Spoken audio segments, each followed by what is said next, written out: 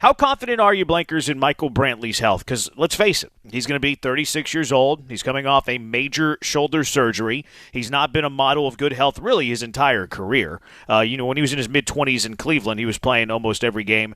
But ever since 2016, last few years in Cleveland, first few years in Houston, and really every year in Houston, he's had some injuries. He's been injury-prone. He's had some time where he's had to miss because of poor health.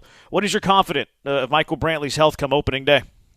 Opening day, I'm not so sure, but I don't have to be, right? I think that the beauty of being on this team as opposed to other teams, especially when you sign a contract even to that magnitude, the expectations are high and it starts from day one. But as we all know with this team, with the talent on this team and the fact that they have bigger fish to fry and what they're trying to do, they're not going to rush him back too quick. They're not going to have to force him into the lineup so that ownership and fans get their money's worth to see him. I mean, when he was talking about when he's not even going to start swinging a bat or getting into baseball-type activities, I think, till January and February. So I don't think that there should be an expectation that you're going to see him on opening day. It could be a luxury. It could be a bonus.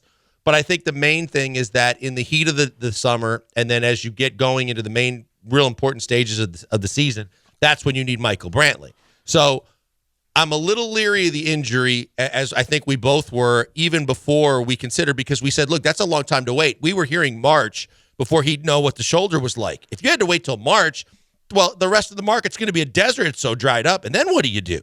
Yeah, I'm not really worried about Brantley on opening day. I think Brantley's going to be ready to go on opening day.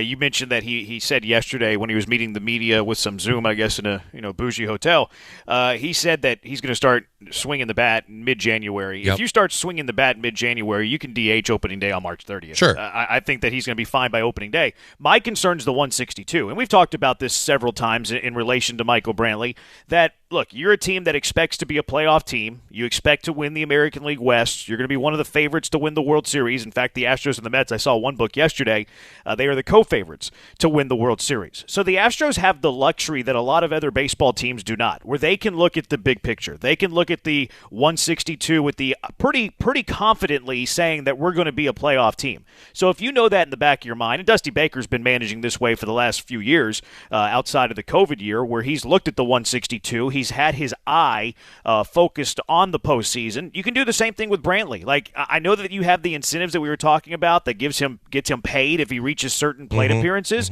but the Astros have to be selective on how they use him, because the goal is to get Brantley fresh and make sure that he's healthy by the postseason. So I'm not really concerned about opening day, but I'm totally fine if Michael Brantley only plays 120 games. Absolutely. And he plays the most important 120, right? And he's in good health going into the playoffs. It's going to be so important because that's when you play your most important baseball. That's when you need your best lineup on the field. That's what we've seen of Michael Brantley in the past. That's what we didn't see last year when he could have made a difference.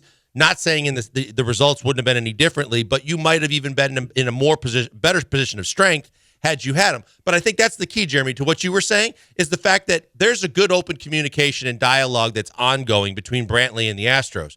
And I think that he understands, as well as the Astros understand, to the point I was making earlier, that if he's not 100% healthy, he's not going to force himself into the lineup because he's worried about getting that bonus. He's going to do the right thing for him and his health and the team, just like the team is going to do the right thing for him. If he's not ready, they're not going to say, we need you, we're paying all this money, you got to get out there.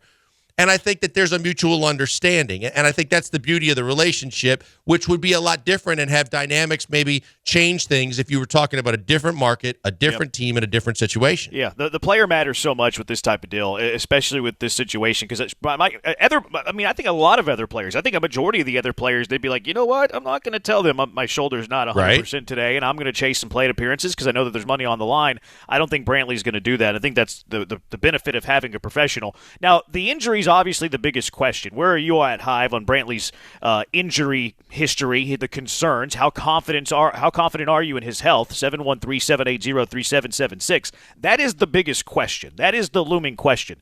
Now, I do think that there is one downside to Michael Brantley being back with the Houston Astros. And look, I'm in favor of Brantley overall. This isn't me saying the Astros shouldn't have signed Michael Brantley for insert player X. I love that Brantley's back. But I do have a fear about it. I do think that there is one downside about it, and it's that quote that you just mentioned or in the previous segment, Blankers. Here's what Michael Brantley said yesterday when asked the question, look, are you okay DHing a lot of the time for the Astros? Of course. I'm a team player. Team comes first always. I just look forward to contributing in a positive way each and every day, any chance that I get. So if that's what they want to do, I'm all for it. If he needs a day and I can go out there and left field, I'll be ready to do that as well. I think we do a great job of, communicating how everybody's doing and giving everybody, trying to keep everybody fresh in the process. So whatever they need me to do. So Michael Brantley, the great pro, like he's a veteran, he's a professional, he's a team player. That's all great. And the downside isn't about Michael Brantley, but Brantley just mentioned in that quote, in that bite there, if Yordan needs a day, I'm willing to go out there in left field. The biggest downside of Michael Brantley being the left fielder DH that you brought in, and Jeff Bagwell has alluded to this, and Dusty Baker has alluded to this, both of them have basically said Yordan Alvarez, a majority of the games, is going to be your left fielder. And quite frankly, I hate it. I'm not gonna move off of this hill in this stance. The most important piece for the Houston Astros offensively is Yordan Alvarez. Yordan Alvarez is the best offensive player on this team. He is the most important offensive player on this team. We saw the damage he did last year throughout the regular season. We saw the damage that he did in the postseason. Making sure that you have Yordan Alvarez the entire year and the postseason offensively is the most important thing the Houston Astros should be doing in the regular season 2023. And I know some people, you got to put him out there. Stop babying him, blah, blah, blah, blah, blah. Are you going to have that same reaction when he goes crashing into a left field wall and breaks his leg? Like, right. You have to make sure that your most important offensive piece is ready when it matters most. Yeah, no doubt. Look, I think it's a give and take situation across the board, because we've talked about how hyper important Yordan is, and we've talked about the one guy you can't afford to be without. Now, I talked about being without Michael Brantley. It sucks, but as long as you have Yordan and Tucker and healthy Bregman and the guys that you have in the middle of that lineup, you'll be okay. But if you take that big bat, that big bopper, and we already know just by taking the small sample size of this last playoff run from the Seattle series to the World Series and going without that dude, that bat, and what he did, it's a different situation. So you can play without Michael Brantley and win. You don't want to see what it's like to try and do the same without a Yordan Alvarez, but that's why I think that's a give and take. While early in the season, Brantley is making sure he is 100% or as close as he can get to it, then Yordan can be in left field. And I don't think it's going to hurt anybody or make it any. You just, obviously, you're going to be a little bit more holding of your breath if he goes barreling into the corner or into the alley, or there's a possible collision, which we've seen in the past, even with Pena and him. And you worry about those two guys going down. But I think in the overall, it's because you have such a deep, talented team that you have these interchangeable pieces. At some point, you know that Abreu's going to sit down for a while, or maybe he can DH too. You don't have to play each guy every day. It's a beauty because no matter who you have in the lineup, chances are it's a pretty good bat. Yeah, but I don't want Yordan playing much defensively, and that's what the biggest fear that I have of this, and the biggest downside of this is because Yordan, if you want to play Yordan in left field 50 games, okay. But I think Yordan Alvarez is going to play at least 100 games in left field if he doesn't get hurt, and that terrifies me. It's the same reason that a franchise quarterback needs a great offensive line, right? Why do you need a great offensive line? Because you're protecting the biggest investment you have offensively. Yordan Alvarez is the franchise quarterback of the Houston Astros lineup. He is the most important piece that you need to protect, and you're not protecting him if you're playing him 100 games in left field. But you and I are on the same page on that. You and I are on the same page. But Jeff Bagwell's not. And Jeff Bagwell, when he comes out and says, I want not 50 games, like you said, he wants 50% of the time. Now, I think that's pushing it too. I don't want to see that. I understand that things change priority-wise when you're in the playoffs, and you want that bat in the lineup, and know that, he's your best left fielder. Yeah, right. Postseason, all that goes out the window. Exactly. But for the regular season, I'm with you. I don't need to see 50% of the games. That's why I'm saying maybe early on while Uncle Mike is getting healthy, he plays a little bit more in left field. When Uncle Mike is 100%, unless he's slumping mightily at the plate and struggling, when he against righties or whatever the case may be, against lefties, then maybe you have to, again, alter your plan.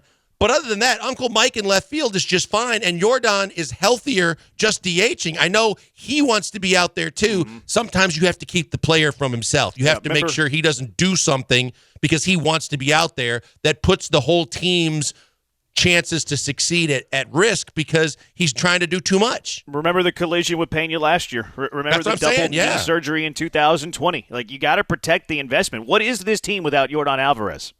Protect the investment. It's a team that's a wild card, probably struggling to get in.